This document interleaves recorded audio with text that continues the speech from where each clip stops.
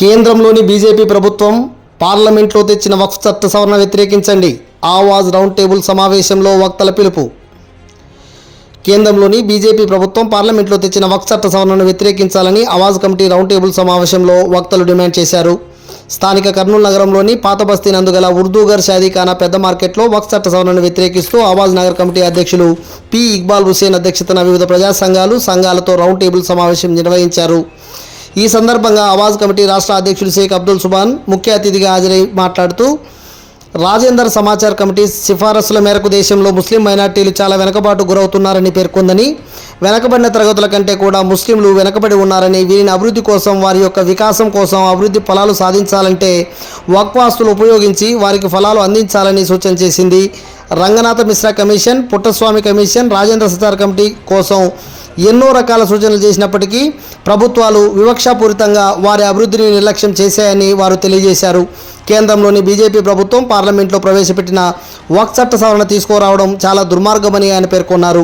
అనంతరం వక్తలు Congress party minority wing Khaja Hussain, Mohammed Peer, movement for peace justice రాష్ట్ర నాయకులు ఖదీర్ బాషా, ముస్లిం ఐక్యవేదిక నాయకులు జాకిర్ హుసేన్, జమాతే ఇస్లామీ హిందూ నాయకులు, welfare party of India MIV నాయకులు Sheikh Nazeeruddin, Syed Noorullah Quadri, Andhra Pradesh state minority president Malik Basha, MHVS state vice president Younus, ఇతర ప్రజా సంఘాల నాయకులు మాట్లాడుతూ బీజేపీ ప్రభుత్వం అధికారంలోకి వచ్చినప్పటి నుండి నేటి దాకా ముస్లిం మైనార్టీలకు వ్యతిరేకంగా అనేక రకాల దాడులు చేస్తూ ఉందని, గోమాంసం పేరుతో హత్యలు, గోగుండాల ద్వారా చేస్తూ ఉందని, అనేక రకాల చట్టాలతో ముస్లిం మైనార్టీలకు వ్యతిరేకంగా చట్టాలు చేస్తుందని, బీజేపీ ఆడిందే ఆట పాడిందే పాట, ఆర్ఎస్ఎస్ రిమోట్ కంట్రోల్లో నరేంద్ర మోడీ నాయకత్వంలోని ఎన్డీఏ ప్రభుత్వం నడుస్తోందని, అన్ని ప్రజా సంఘాలు ఐక్యమై ఇతర రాజకీయ పార్టీలను కలుపుకొని పెద్ద ఎత్తున పోరాటాలు, ఆందోళనలు చేసి బీజేపీకి గట్టి బుద్ధి చెప్పాలని వక్తలు డిమాండ్ చేశారు.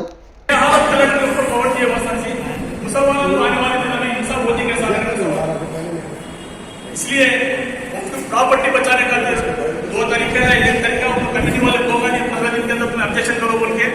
दूसरा तरीका राज्यसभा में बिल आने वाली है, इसके अंदर सियासत है.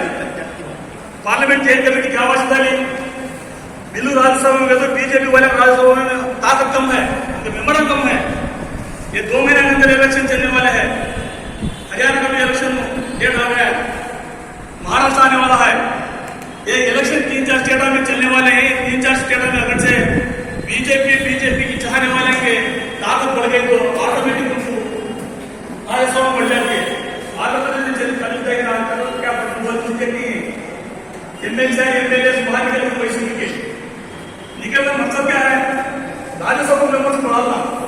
टीडीपी के राज्यसभा मेंबर बढ़े तो पार्लियामेंट में तो राज्यसभा में आजकल प्रॉपर्टी की बुनियाद अमेंडमेंट है, बुनियाद उससे गलत है. मुसलमानों में राइट टू सक्सेशन जो है, प्रॉपर्टी मेरी प्रॉपर्टी, जब तक मैं जिंदा हूँ तो मेरी प्रॉपर्टी, मेरी बीवी को दे, मेरे बच्चे को हो दे, किसी को भी कुछ भी हक नहीं है. ये मुसलमानों के कानून अलग है, सक्सेशन का हिंदुआ कानून अलग है. हिंदुआ के कानून में जो है बच्चा अगर पेट में है तो उसका ख्याल है. मुसलमानों में जो है प्रॉपर्टी मेरी प्रॉपर्टी, मेरे जिंदे तक जब तक मैं जिंदा हूँ प्रॉपर्टी मेरी, मैं किसी को दे सकता हूँ. मुझे पूछने की इख्तियार की बिल्कुल नहीं है. वो कानून खत्म करके अगर मैं प्रॉपर्टी दे रहा हूँ तो मेरी औलाद जो होने वाले हिस्सेदार है दूसरे को है तो आप जिसे कर सकते हैं. ये बुनियाद तो है हमारी राइट टू सक्सेशन एक्ट के खिलाफ. दूसरा रहा अब प्रॉपर्टी पहले क्या था, प्रॉपर्टी कोर्ट ट्रिब्यूनल का आर्डर फाइनल. उसके बाद रिविजन के अंदर कानूनी खामियां है तो रिविजन हाईकोर्ट में फैसला रहते हैं. अब वो भी खत्म करके हाईकोर्ट में राइट ऑफ अपील को तो फर्स्ट अपील हाईकोर्ट जाता है, सेकंड अपील सुप्रीम कोर्ट जाता है. तो ये वक्फ की प्रॉपर्टी जो है लिटिगेशन में नेवर नेक्स्ट होने की जो है बुनियाद है. लड़ते रहो. एक मुतवली एक प्राइवेट कंपनी कब तक लड़ेगा, कितने पैसे दिए लड़ेगा.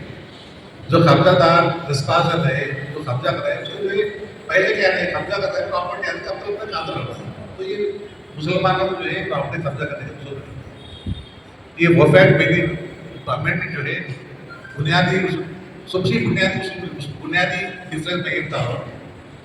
ये वक्फ प्रॉपर्टी जैसा मुफ्ती साहब सुना है वक्फ प्रॉपर्टी गवर्नमेंट की नहीं है, वो बोर्ड की नहीं है, अल्लाह की है। ये प्रॉपर्टी वो देगी के पर्सनल दे रहा है, इंडिविजुअल दे रहा है, जाति में मेरे होने के बाद मेरे सभा आना, मेरे जन्म हासिल करना, ये इरादे वो प्रॉपर्टी देखिए बड़े